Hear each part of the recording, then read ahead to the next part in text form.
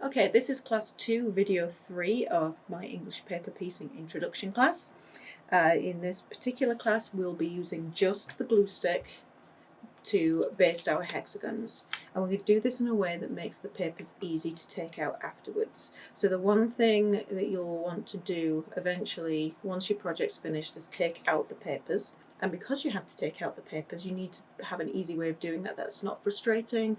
It isn't going to damage any of the stitching that you've done. It's not going to kind of loosen anything. You want them to come out nice and easy, so we have a nice easy way to glue them with minimal resistance between the paper and the fabric. So I'm going to show you my particular way of doing that. So once again, we're taking our scrap fabric. This is quite a large scrap, and one of our hexagons, and I'm just going to take a dot of glue, stick it on the back. So you've still got that little bit of glue. Put it wherever you want it on the fabric, and then cut around. This is an ideal scrappy project. If you've got lots of scraps, you can just make a few hexagons from each scrap and then make something really scrappy later on. So with the glue basting, if you have slightly smaller seam allowances, that's not going to be so much of a problem as it would with the thread basting. But so what we're going to do, and this is kind of, I'm hoping that you can see this close enough. Let me just zoom a little bit so you can see a bit better. Okay, so what you'll see on a lot of videos is where they put a lot of glue on the paper and then they fold down the sides. We're not going to do that here. We're going to keep the glue to the fabric as much as possible and not involve the paper if we can help it.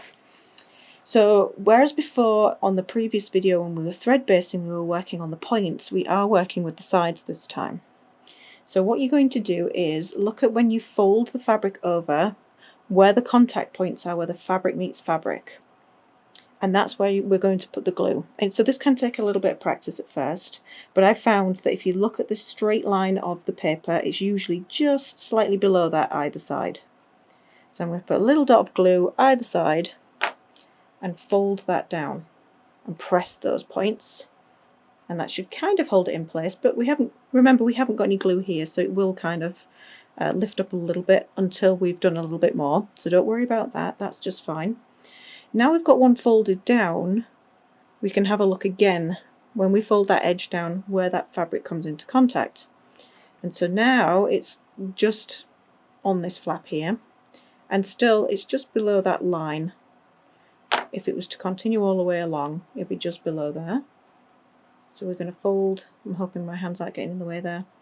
I'm just going to fold that down to those two glue spots. So every time we fold it, we've got two spots to worry about. Okay, so we'll keep going because it can be a little tricky to kind of get into the habit. So we've got here and here. Fold it down. If you do get a bit of glue on the paper, or you know, when you fold it down, it does overlap a little bit, it's not going to be that much of a problem unless you're really going crazy with the glue, so don't worry too much, you're still doing okay. Glue and glue, fold it down. And this is quite a grippy glue, this Soline glue. As you can tell, my pen's quite old because I use it all the time. Let's try the Elmer's glue and see how that performs just in case. So let's do a little dot there, a dot there in the same way. I'm just putting a little bit more on of the Elmer's glue. Let's fold it down. That kind of works, but then it flops back up again. I don't know if you can see that. So if you're using the Elmer's glue, you might also need to iron it at the same time just to hold that glue in place, just to kind of fix it. So you might find that's not ideal for you.